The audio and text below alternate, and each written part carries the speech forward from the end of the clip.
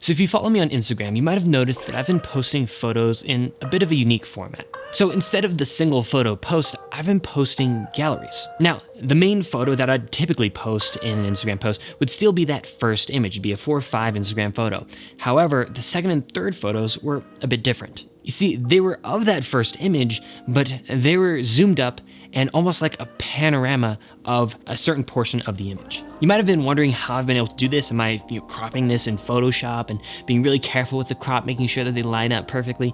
No, I haven't been doing that. I've been using this app called Panols. And huge thanks to the people at Panols for sponsoring this video. So what's cool about posting using Panols is that viewing the images is a much more intentional, immersive, perhaps even more emotional experience. You see, your followers are encouraged to swipe through the gallery, to pause their scrolling through the feed and enjoy your photography. That's what I really like about posting using Panols. So to get started using Panols yourself, here's what you gotta do. So first, obviously, you'll have to download the app. It's only $1.99 on the App Store, which is like less than a Starbucks coffee, so it's super cheap. Now, once Panols is installed, using it is a breeze. So to create your first panel, you'll have to select an image. Now, you could use a literal panoramic photo, but Panols works with any kind of photo. Now, you can tap on a different folder if you can't seem to find the photo you're looking for. For my workflow personally, I typically favorite the image so that it's easy to find when I go to split it up using Panols. Now, once you've selected a photo, there are a few options available for you to tinker with. Do note that some of these features require a small in-app purchase.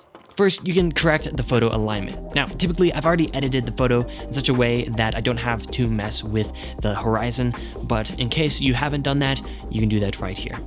The second option is the split number. I personally go with a 2x1 cut, but you can go crazy with something like a 5x1 if that's your style. So one part of this portion is selecting whether or not you want a square or a portrait crop. Now, most of the time, I'd recommend you do a portrait or 4x5 crop. The reason for this is that when you're scrolling through Instagram, it takes up the most vertical real estate. However, if you're trying to post where the image goes across your entire grid, something like a 3x2 or 3x3 image, then you'll have to do a square crop, otherwise the image will look all wrong. Next, you can edit the metadata if you like to add a description to the image. Now, this isn't going to affect the description on your Instagram post, but rather the metadata on the image itself. You can also add keywords, add or remove location, etc. Finally, if it's your style, you can add a watermark.